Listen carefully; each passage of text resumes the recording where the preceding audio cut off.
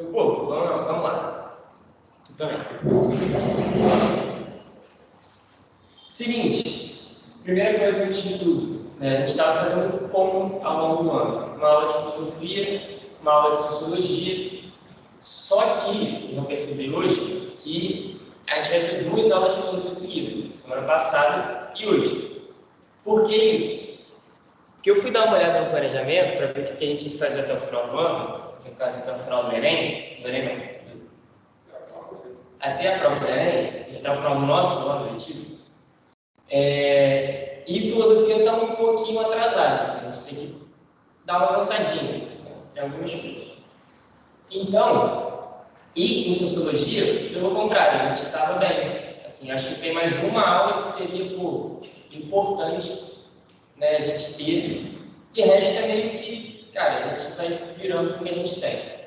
Né? Só que essa aula de sociologia é uma aula que vai falar sobre um tema que é indústria cultural, só que o período que os autores que vão formular esse conceito na sociologia vão falar é um período lá do pós-Segunda Guerra Mundial, ou seja, depois de 1945.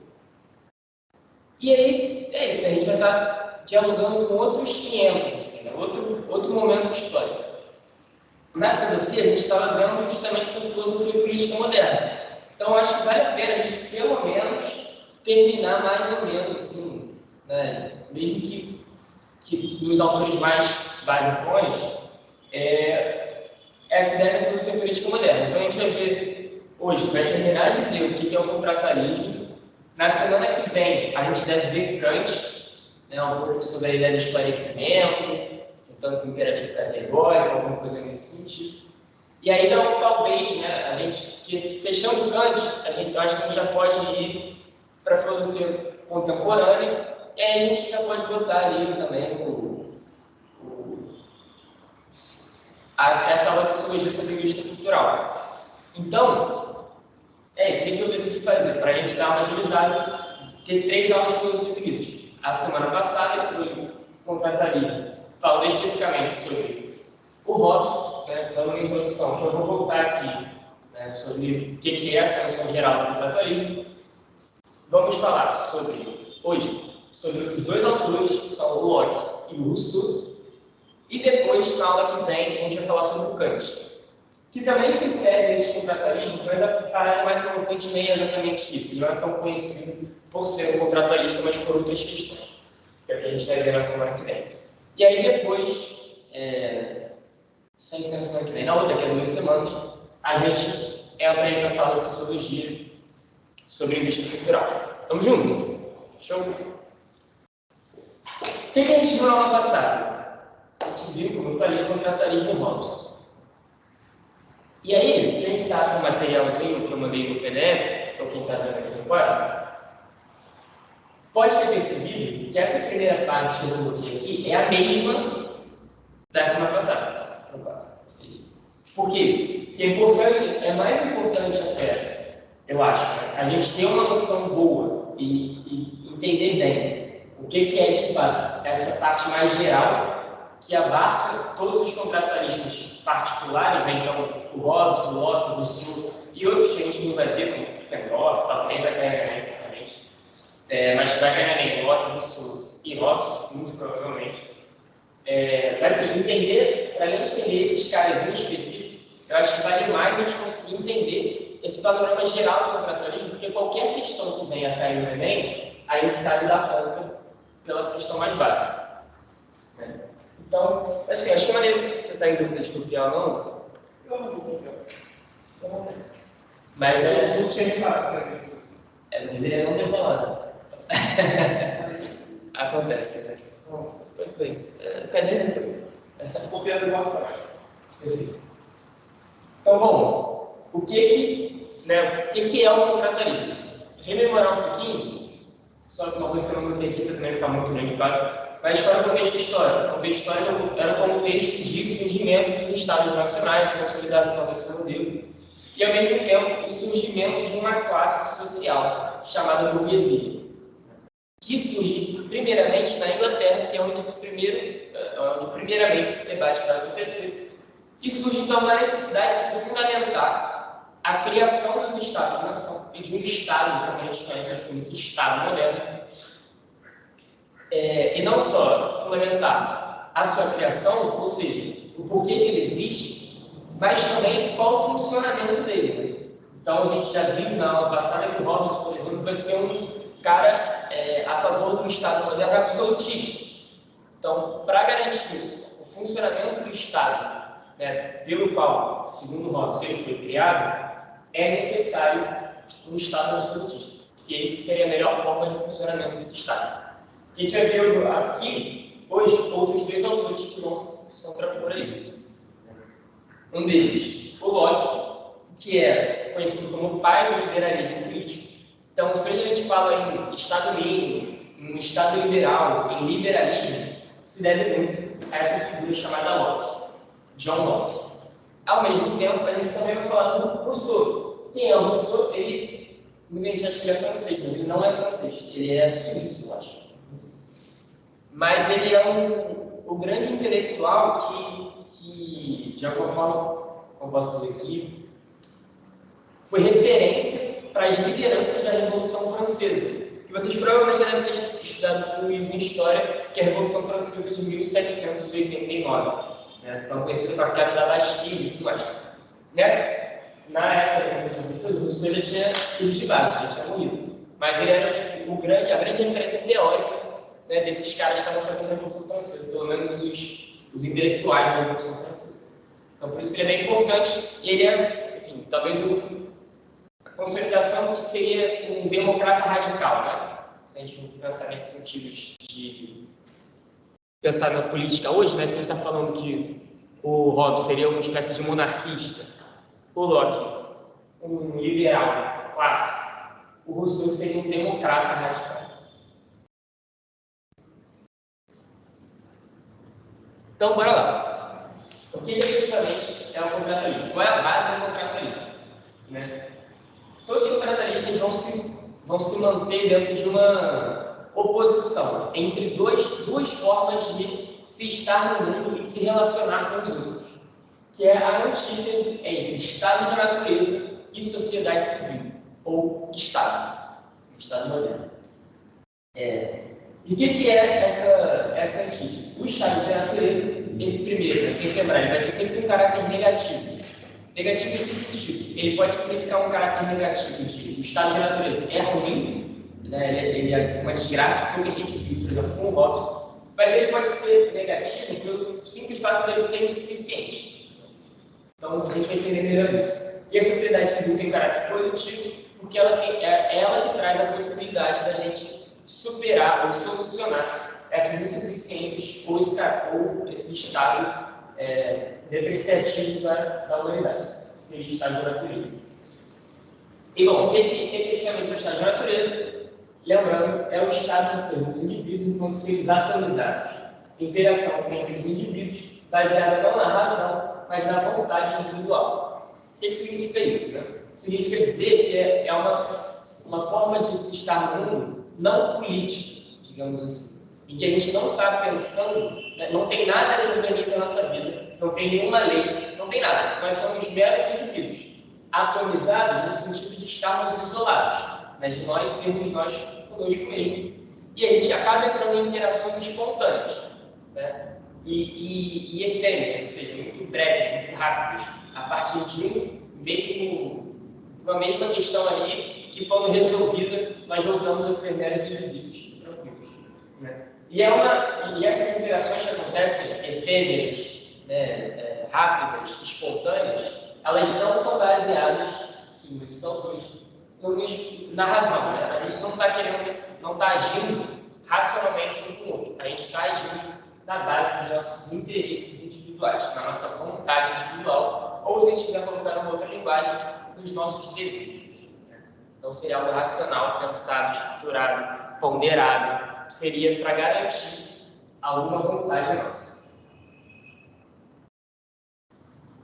E a sociedade civil seria exatamente o oposto disso. Seria uma espécie de sociedade política, que é o que a gente vive hoje.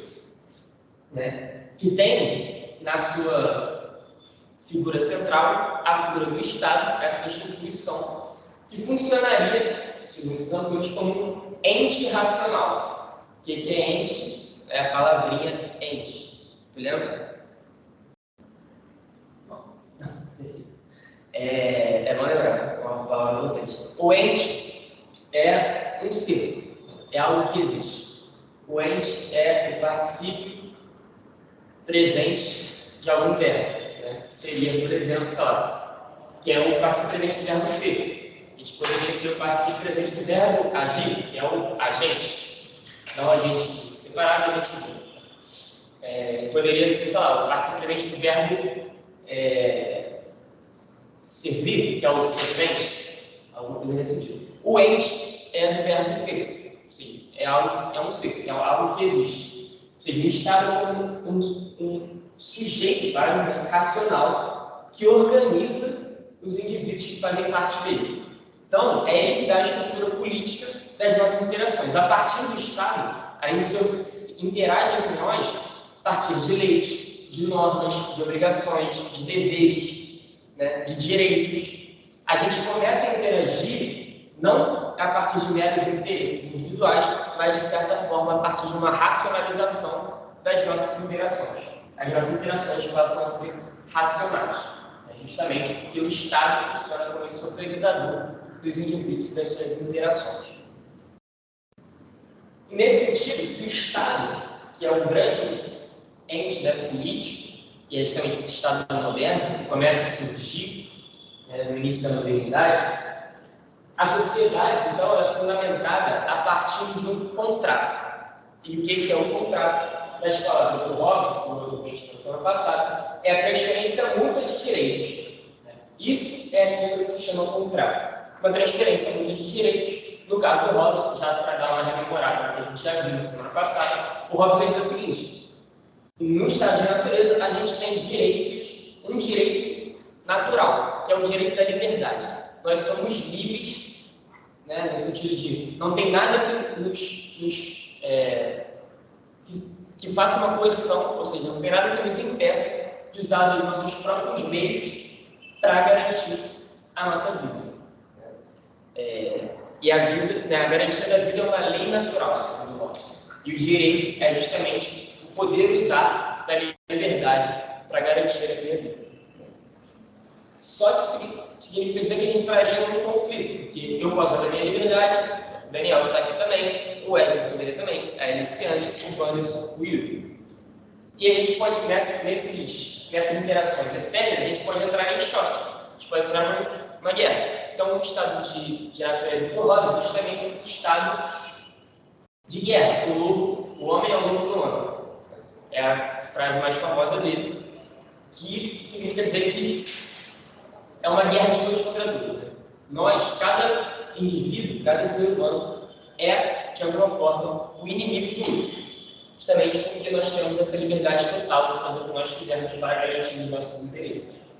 Então, o que é a transferência mútua de direitos que fundamenta o contrato para o Hobbes, por exemplo? É justamente eu abdicar, né, nós, por exemplo, eu e o Daniel, falamos, fazer o seguinte, eu não vou te agredir, você não vai me agredir, cada um fica na tua, a gente abre mão da nossa liberdade mutuamente. A gente transfere mutuamente essa liberdade para garantir a paz. Né? Então, para quem? A gente transfere essa liberdade para quem? Para o Estado, para um poder soberano, né? Para uma força maior, uma força muito maior do que os indivíduos, que vai poder garantir a paz. Então, toda sociedade pensada a partir por isso mesmo o nome contratualismo, né, vai ser uma sociedade baseada no contrato, é o tal do contrato social. O Rousseau, que é o autor que a gente vai ver aqui, o livro mais famoso e mais importante se chama justamente do contrato social. E o que fundamenta esse contrato social? Já que o contrato é uma transferência mútua de direitos, e se no estado de natureza não temos um Estado para dizer quais são os nossos direitos ou não. A gente precisa de uma fundamentação, a gente não. Esses autores contratualistas precisariam da fundamentação do justnaturalismo, ou seja, de um direito natural, de um direito inato, de um direito que nasce com a gente, né? A gente nasceu, a gente já tem esses direitos. Então, todo contratualista é um justnaturalista. Ou seja, todo contratualista entende o ser humano como detentor de direitos inatos. E isso, e a gente vai ver melhor isso no final Locke, baseia muito da nossa política concreta nos dias de hoje. Qual é um dos grandes temas do debate político contemporâneo? É os direitos humanos, são os direitos humanos. Temos que defender os direitos humanos? Não temos.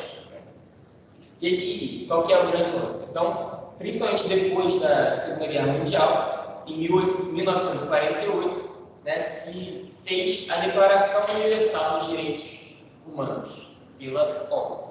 Não sei se vocês já estudaram isso na história também.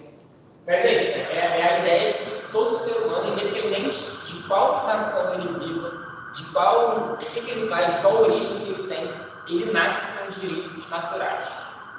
E a gente vai entender quais são os principais direitos. Estamos juntos. Isso daqui foi rememoração. Isso a gente já conversou na semana passada. Tranquilo? Chat, de boa? Podemos entrar nos próximos autores?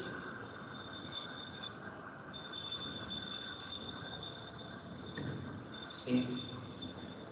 Qualquer dúvida, diga aí no chat. Vamos para o nosso primeiro autor, então, que é o Locke. Quem é o John Locke?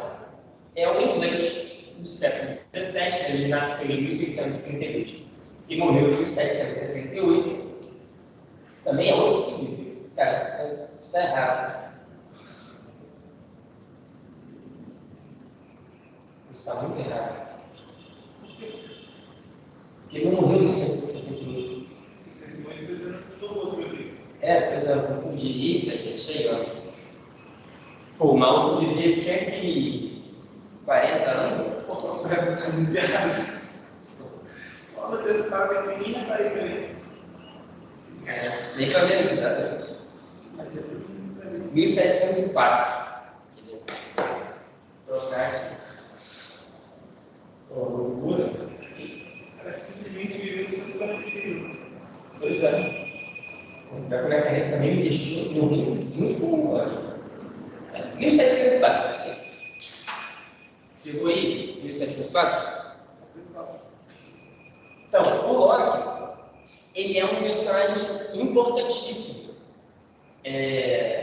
da Revolução Inglesa Gloriosa, de Guilherme de Orange. Né? Ele era o grande defensor do parlamentarismo, né, nessas revoluções que aconteceram de 1640 alguma coisa e de 1689. E se a gente lembrar, o Hobbes era um cara que estava nessa primeira revolução como um defensor do Estado monárquico da Inglaterra. Ou seja, eles são autores que estavam ali, ó, juntinhos, coladinhos, no mesmo processo histórico. E não por acaso, o curioso tem um momento que o Hobbes ele sai da Inglaterra, porque a coisa não está maneira para os monarquistas, aí ele volta. Quando o Estado monárquico ganha, faz a revolução lá em 1640. Aí ele está lá, apagou de tal maneira, e nesse momento o Locke ele sai e vai para a Holanda.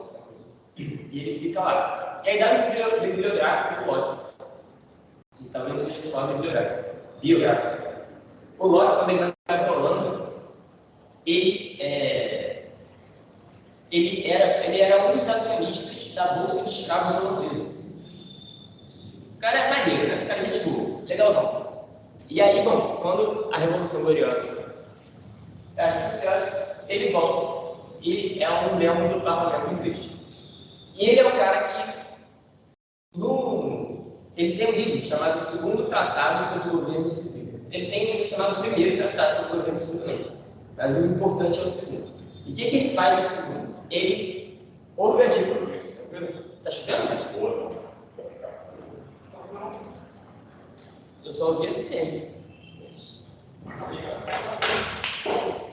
Então, o que o Locke faz nesse tratado? Ele organiza e lança as bases do que a gente conhece como um Estado liberal. Vamos entender quais são essas bases. Primeiro ponto, como é que ele descreve esse estado de natureza dentro desse novo tratado? Ele fala o seguinte, mais ou menos o seguinte: todos os indivíduos são livres, iguais e independentes por natureza. e são detentores de direitos naturais, que a gente vai ver quais são. Mas o que significa dizer? Que no estado de natureza é quase que uma descrição normal de todos os contratualistas, né? Mas o estado de natureza é isso, são indivíduos que são iguais, ou seja, todos nós somos, né, não tem nada que nos difira, para além de sei lá, uma característica física ou outra, mas pouco importa. Mas nós somos livres. Significa dizer que não tem nada que nos impeça, significa dizer que nós produzimos coisas. E aí entra o grande lance. A gente produz coisas e somos independentes por quê? Justamente porque nós somos livres. O que significa essa independência? Quando a gente pensa, o Brasil é um país dependente dos Estados Unidos ou de qualquer outra nação. Significa dizer que o Brasil, ele não faz as coisas, ele não garante a sua existência por conta própria. Ele depende de outras nações. Quando ele está querendo dizer que os indivíduos são independentes, significa dizer que nós podemos sobreviver sem a ajuda de ninguém. Nós temos a capacidade, pela nossa liberdade, de trabalhar e, ao fazer o nosso trabalho, garantir a construção de uma propriedade. Essa propriedade passa a ser nossa. A propriedade é fruto do trabalho, de alguma forma. Isso, bom, né? Isso justamente porque nós somos livres, nós temos liberdade de fazer qualquer coisa. Isso nos torna independentes, por natureza. E dentro dessa independência, e dentro dessa caracterização do estado da natureza, surgem os 4 grandes direitos que o Locke vai elencar e que até hoje, dentro da Carta dos Direitos, da Declaração Universal dos Direitos Humanos, que eu comentei mais cedo, de 1948, ainda se mantém os 4 direitos principais, que são a vida, a igualdade, a propriedade e a liberdade. E aí, por que eu fiz aqui, né, sublinhei a propriedade? Porque o Locke abre esse livro, esse tratado, falando: o Estado surge com a função primeira de garantir a vida, mas, sobretudo, de garantir a propriedade dos indivíduos. Esse é o grande lance. E aí, assim, vamos maldar um pouco algumas coisas. O que está acontecendo na Inglaterra nesse processo? Está acontecendo o tal do cercamento dos campos. O que é o cercamento dos campos? São propriedades comunais, ou seja, uma terra que não é cercada por ninguém. Todo mundo tinha a prerrogativa de ir lá, usar da terra para trabalhar, fazer, sei lá, pastar as ovelhas que quisesse, colher a madeira que quisesse, as frutas que quisesse, enfim, plantar o que quisesse. Você tinha a prerrogativa de fazer isso. Só que o que é o cercamento dos campos? É o Estado inglês pegando essas terras comunais, cercando e dando como propriedade vendendo como propriedade para essa classe que vai surgindo, que é a burguesia. Ou seja, essa terra passa a ser propriedade das pessoas que passam a poder trabalhar naquela terra. Não trabalhavam nada, né? Pagavam de trabalhar lá. Mas, enfim, em tese, a propriedade era deles. E o Estado surge como um defensor dessa propriedade. E o que o Locke está falando? Na primeira página do tratado, o Estado tem como função a defesa da propriedade. E algum cara que estava falando que tinha ações na bolsa de escravos da Holanda. Então, o ponto basilar disso aqui é a propriedade. Por quê? Justamente porque defender a propriedade significa, de certa forma, garantir a liberdade dos indivíduos, segundo o Locke, porque justamente, né, a gente só tem liberdade, a gente só tem propriedade porque nós temos a liberdade, nós somos naturalmente livres, isso sempre tem que ser garantido, porque a propriedade é um valor intrínseco do ser humano. Seria isso. A igualdade e a vida, né? O primeiro ponto é, para ter qualquer coisa, precisa ter vida. Sem vida não tem direito, isso não existe. Então, ponto básico. E por que a gente tem propriedade segundo o Locke? Justamente porque a propriedade garante a nossa vida. Então, a partir da terra, a gente consegue comer, né? A gente consegue plantar, a gente consegue pastar, a gente consegue falar de tudo. A gente consegue ter frutos do trabalho. Né? Esses são os direitos básicos do Locke vai levar o Estado de natureza. E o Estado surge, então, com uma finalidade. Qual é a finalidade? Garantir e manter esses direitos. Por que ele fala que é importante surgir esse Estado? Porque dentro do Estado de natureza do Locke, né, diferentemente do Hobbes ele vai falar que é um Estado de guerra de todos contra todos. Só que Porque, cara, ninguém age racionalmente, não existe essa parada, a gente vai simplesmente viver pelos nossos desejos, vai entrar em conflito e não tem nada disso. O Lance vai falar, não, o sujeito é racional, o sujeito tem razão. Né? Só que nem todo mundo vai sempre usar a razão. E aí, por isso que a gente pode se basear, às vezes, na vontade individual. Então, o estado de natureza, ele é maneiro, ele seria importantíssimo, maneiríssimo. Só que nem todo mundo vai se basear na razão. Ele se torna insuficiente, porque podem acontecer episódios efetivamente de guerra. Então, o Estado precisa surgir. É necessário a gente, então, elevar um poder maior do que os indivíduos. Só que esse Estado que se ergue, diferentemente do Hobbes, que é, vamos ceder toda a nossa liberdade para o Estado, porque o Estado é que vai poder garantir a paz, o outro vai falar, não, dá uma segurada aí. O Estado tem que ser, vou usar os termos atuais, o Estado tem que ser mínimo. Ele serve para isso aqui. O grande lance não é que a gente diz no Estado de guerra, é garantir que, quando esses direitos forem violados, eles serão respeitados. O Estado vai intervir para que eles sejam respeitados. Então, esse papo que a gente tem hoje, o Estado tem que garantir saúde, educação e segurança, algo nesse sentido assim. Eu nunca falo de propriedade, mas o Estado também sempre faz. Esse papo é um papo que existe desde 1688, que foi quando ele lançou esse livro. Até um pouco antes, quando ele lançou esse livro. E aí, ele lançou o livro e as pessoas começaram a falar sobre isso. Então, isso é ideia. De forma formal, desde 1688, que é o lançamento desse livro, que já existe esse mesmo papo. Então, é isso. Essa fundamentação de um Estado liberal. Essa é um pouco essa ideia, e que se mantém até hoje em larga medida. É a ideia de garantir propriedade, a liberdade dos indivíduos, de forma restrita, garantir a vida e a igualdade dos sujeitos, perante um ao outro. Estamos juntos? Essa parada que você disse sobre o Estado civil, eu não peguei. Então, porque qual que é o lance, Só que eu não sei se a galera que está no chat viu, o Daniel perguntou sobre o lance do Estado civil. O lance o Hobbes, qual é a fundamentação do Hobbes? Por que ele fala do Estado monárquico, do Estado absoluto, do Estado absolutista? Porque, em tese, ninguém é racional no Estado de natureza. A gente entra em guerra o tempo todo. O Estado de natureza é um constante estado de guerra. Ele vai falar, bom, para garantir a paz, a gente cede a nossa liberdade, irrestritamente. Então, o Estado, para garantir a paz, ele vai ter liberdade total sobre a gente. Coisa nesse sentido. O Locke, a visão dele é diferente. A visão dele cara, o estado de natureza seria muito melhor se a gente pudesse continuar no estado de natureza. Só que ele é meio insuficiente, ele tem um caráter negativo, que nem todo mundo vai agir racionalmente sempre. Então, a gente pode ter momentos ali que a gente não vai ter os nossos direitos garantidos. Por quê? Porque às vezes as pessoas entram em conflito porque não são racionais. Então, o Estado ele surge para intervir nesses momentos. Então, a parada não é que a gente cede a nossa liberdade inteira para o Estado. Ele não tem 100% de soberania sobre a gente. Até porque um dos direitos a serem mantidos é a própria liberdade, o direito natural. Então, esse Estado mínimo, no sentido que ele tem uma limitação muito evidente, que é garantir esses direitos.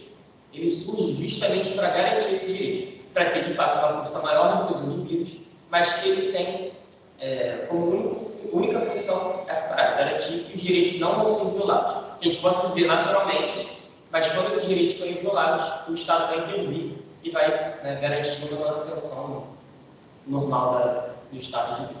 Show? E aí, não à toa, o Estado é mínimo, e aí tem uma parada que eu acho maneira. Ele fala, bom, como a gente não cede tudo ao Estado, meio que o Estado ainda responde a gente, não mais a gente ao Estado, diferentemente do Locke. Ele vai falar, num dos últimos capítulos, é por isso que ele deixa isso nos últimos capítulos, que existe um direito ao tiranicídio, não tem sentido, que o povo, quando sente que o Estado não está garantindo a manutenção desses direitos, ou está extrapolando essa função que lhe é dada pelo contrato social, o povo tem o direito inalienável de cometer o tiranicídio, ou seja, de matar o seu tirano, de matar aquele que está passando, não está cumprindo essas funções, está passando dos limites. Seria algo nesse sentido. Mas, bom, vamos para o Rousseau, para esse finalzinho de aula. Quem que é o Rousseau? O Rousseau, ele é um autor que não viveu, né, nenhuma revolução, como, por exemplo, o Locke ou o Hobbes, mas ele é, como a gente tinha falado, uma das grandes referências teóricas dos revolucionários franceses de 1789. Ele é, como eu falei antes, ele é um democrata radical. E a Revolução Francesa de 1789 foi uma revolução burguesa, mas foi uma revolução de caráter democrático radical. Só pensar a figura dos jacobinos, que era a ala à esquerda da parada, que durante um tempo, durante quase 10 anos, foi o que norteou a Revolução Francesa, né? Até 1799, era o fim dela. E esses jacobinos, a grande referência deles era o Rousseau. E por que a grande referência deles era o Rousseau? Vamos ver isso. Qual é a descrição do estado de natureza do Rousseau? Ele vai, né, elaborar uma espécie de mito do bom selvagem. Isso é um papo meio torto, está baseado numa... Tem uma galera que fala que isso é a origem da antropologia, assim, né? Que é uma espécie de romantizar um período muito anterior, ou civilizações, ou culturas, enfim, povos que não são povos europeus, né, da sociedade industrial. Assim. E qual é esse mito do bom selvagem? É que o indivíduo, ele nasce puro, livre e puro por natureza. Ele não tem nenhuma impureza, ele nasce puro. E qual é a grande frase dele? O homem nasce bom e a sociedade foi bom. Então, numa sociedade degradada, essa pureza do indivíduo vai sendo perdida. Então, e o que ele vai falar? O que é esse mito do bom selvagem? Basicamente, a distinção do estado de natureza é, cara, tudo é de todo mundo, né? Tudo é lindo, os seres humanos são maravilhosos, os indivíduos são bravos, eles têm liberdade de fazer o que eles querem, justamente por quê? Porque não existe propriedade. No estado de natureza, diferentemente do Locke, não existe propriedade. Justamente porque nada é de ninguém. Tudo é de todo mundo. Todo mundo pode fazer o que quiser. Então, só que, e quando é que começa a sociedade, efetivamente, por Rousseau? Quando, porventura, algum indivíduo, pela brilhante ideia, e a brilhante é irônica, né, de cercar um pedaço de terra e ninguém se contrapôs. E a partir dali, um outro sujeito quis cercar sua terrinha aqui, aí outro quis cercar ali, e aí começou a ter a tal da propriedade, que a gente chama de propriedade privada. E que de fato isso é uma historinha que ele vai contando, mas historicamente isso meio que acontece mesmo, né? Ele falou que isso tem na Inglaterra, você tinha propriedades comunais, só que não foi tipo, um indivíduo, pensei sem querer nessa ideia de cercar uma terra, né? Não foi exatamente assim, foi uma parada mais violenta, foi uma parada mais de cima para baixo mesmo. Assim. Mas enfim, de certa forma isso existe de alguma maneira. E essa sociedade que começa a existir tira a liberdade dos indivíduos, né? Porque se você passa a propriedade, segundo o Rousseau, você passa a não ter mais liberdade. Porque você passa a ter limitações até onde você pode ir, do que você pode fazer, com o que você pode fazer, com como você pode fazer alguma coisa. Então você passa a ser livre. Isso vai meio que corrompendo os indivíduos. Ou seja, isso significa dizer também que a gente passa a não mais conseguir se garantir, né? se preservar a vida. Ou seja, tem um meio termo ali, né? Entre o estado de natureza início, o estado de natureza meio depois, assim, já é meio sociedade, mas ao mesmo tempo não é esse estado positivo de uma sociedade civil. E qual que é o grande lance então? Eu ia falar, cara, é necessária a criação de um soberano.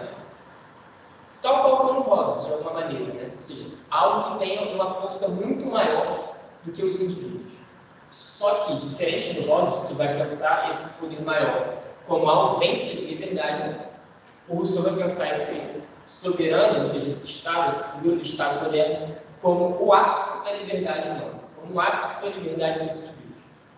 Por que isso? Eu ia falar, cara, o que existe nesse Estado corrompido, de alguma maneira, é justamente uma limitação. Nós não conseguimos escolher a nossa vontade, nós não conseguimos efetivar a nossa vontade. Justamente porque não dá mais, a história não volta mais, Já existe propriedade, já tem uma parada que nos limita. Né? E para garantir então a nossa vida, com a nossa liberdade, né? Parênteses, né? O Hobbes ele faz uma contraposição entre segurança da vida e liberdade. Ou a gente tem um, ou a gente tem outro. Ou a gente tem vida, ou a gente tem liberdade. Os dois, esquece.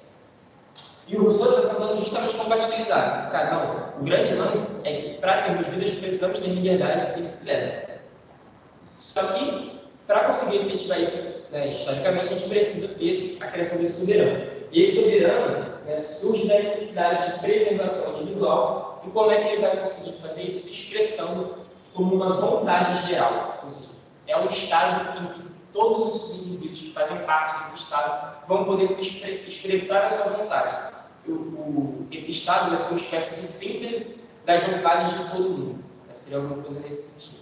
E aí, a gente pensar, a gente vive isso, né, de alguma maneira, porque todo mundo vota, a gente, né, tem lá, a gente passa por uma votação ontem, a gente, em tese, elegeu de forma geral. Os nossos representantes, eles vão, né, vão ser expressões da vontade geral, de alguma forma. Só que o que o Rousseau fala? Tem uma frase no contrato social, que é o principal livro dele, que ele fala: não existe, né, nenhuma representação política verdadeira, porque um indivíduo não pode alienar a sua vontade para outra pessoa, ou seja, dar a sua vontade para outra pessoa. A vontade é dele mesmo.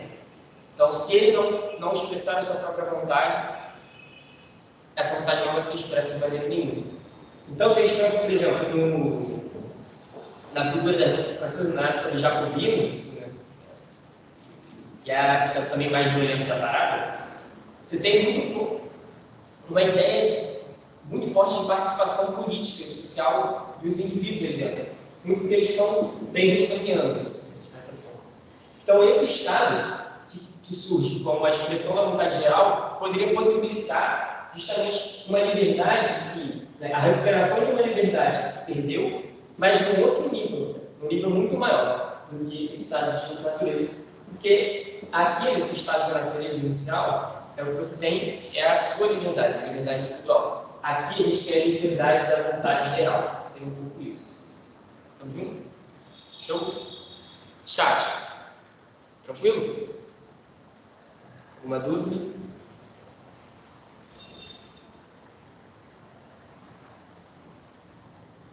Sim, não? Aqui. Show. Então, gente, é isso. Tá dando essa aula de hoje. Pô, terminei muito bem essa vez, em 6h31. Consegue ver esse vídeo? Pô, é isso. Beijo. Até semana que vem.